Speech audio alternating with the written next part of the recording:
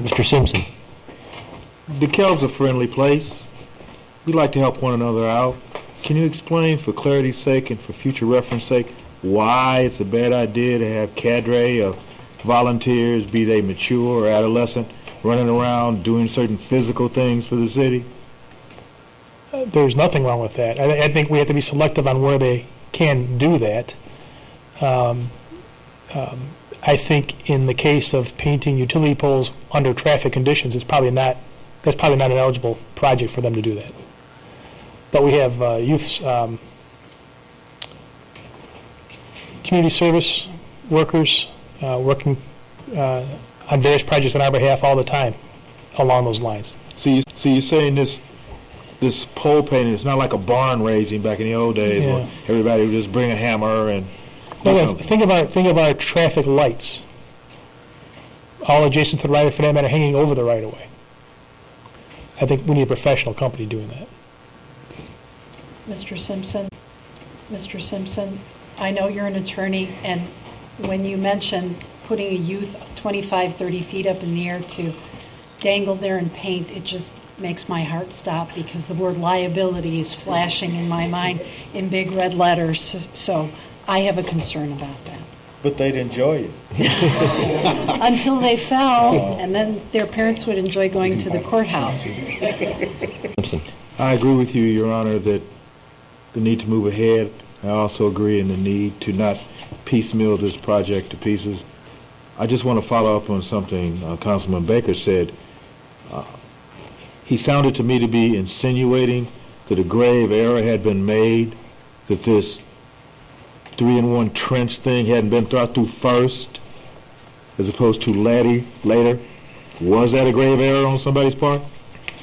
No. We've approached the utility companies. They were going to do their own thing, and as we started talking to them, we understood, with coordination and consultation of our engineers and the utility company's engineers, a better way of making the same widget by putting it in one trench versus separate trenches, because that was the original plan, the separate trenches. Thank you. Mr. Simpson. Except, Mr. Mayor, if you read Popular Mechanics on a regular basis, you will see that just around the corner is the possibility of sending electric current without wires. But having said that, I'm with you. Thank you. The amendment fails. Any further discussion on the original resolution then? Please, no. Yes. And where is the incentive for these utilities to work together anyway? They're not us, we're not them, they're not each other. Where's the incentive? Why would they care to try to minimize our expense by being forward thinking to get one trench? They don't work together. That's the good point. I mean, again, we would be the coordinating agency through our engineers to have those utilities do their work within our trench, within our conduit. The alternative is they all do their own thing, on their own schedule, on their own specs. We don't want that. And that's what I'm hearing by this vote tonight, is that it will be a hodgepodge downtown. It will be more disruption downtown. It will be more detriment to the downtown business owners. And we will not have the ambiance that we have talked about just wanting in the last vote by denying it. Ladies and gentlemen, I'm really confused up here as to why. And I think it's a wrong one. Mr. Baker, who's been complaining ever since I came on this council about all the wrong decisions that have been made by this council in the past, that whoa, if we could have done the right thing at the right time. We still haven't heard a vote from Mr. Baker. You said no. Did you vote no? I said no, but I'm saying no on the whole project right now. That's where I'm coming from. I think we need to hold off. Okay, now, Can I say one thing? I have to... Part of the problem we're in now is You speaking in the microphone? We are being held hostage by what utilities will or will not do to benefit the citizens of this town. It would be really nice if they would play nice with each other and play nice with us. They never have. I can't imagine they will. And I also think part of the council is being held hostage to some of the prejudices that some of the council members have any time an expense for an engineer comes up. It's like, what do we need these engineers to do? Don't we have engineers that work on the city? Well, yes, we do, and as Mr. Bernanke just immediately pointed out, Yes, we do, but not these particular kinds of engineers. So we're held hostage to our attitudes about engineering payout, and we're held hostage to the fact that these utilities are not going to help us. And so I read the email that Councilman Gallagher read in an entirely different way.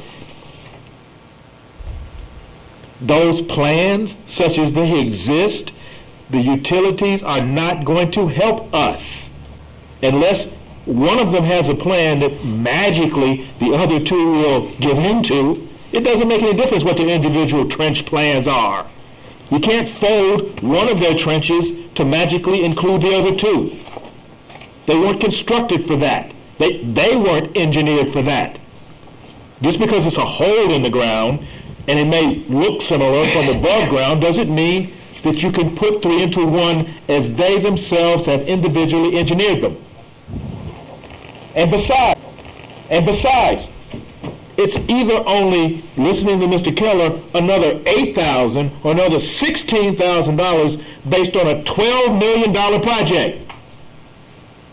Now, if we've gotten so bad off that we've got to cringe in the face of $8,000 or $16,000, then we need to turn out some lights. Because we're in trouble. And you, Mr. Baker, who in the past have always complained, how can we shut down a street and cut off the businessman or woman?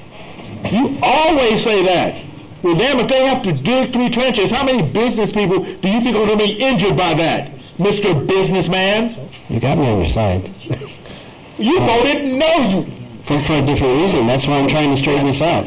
Are you really? Yep. Okay. Let's stay civil here. I need to put something in. Let's Mr. Terzinsky, and we'll all have an opportunity to speak. Mr. Terzinsky. I guess I haven't changed my mind. I'd like to welcome 2 people to our chamber. Obviously, the 3rd Ward is going to be in great hands, and so that's my first welcoming.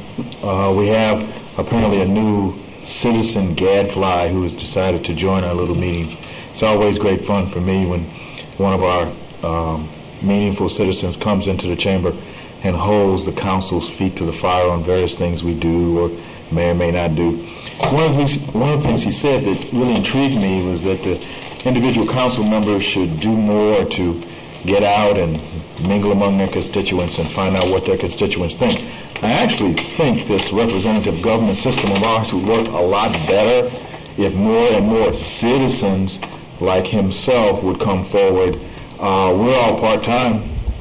The citizens outnumber us in great numbers. The government really will work better if more people will take it upon themselves to hold our feet to the fire, and I welcome that fire at every opportunity. We're all part-time. The citizens outnumber us in great numbers. The government really will work better if more people will take it upon themselves to hold our feet to the fire, and I welcome that fire at every opportunity.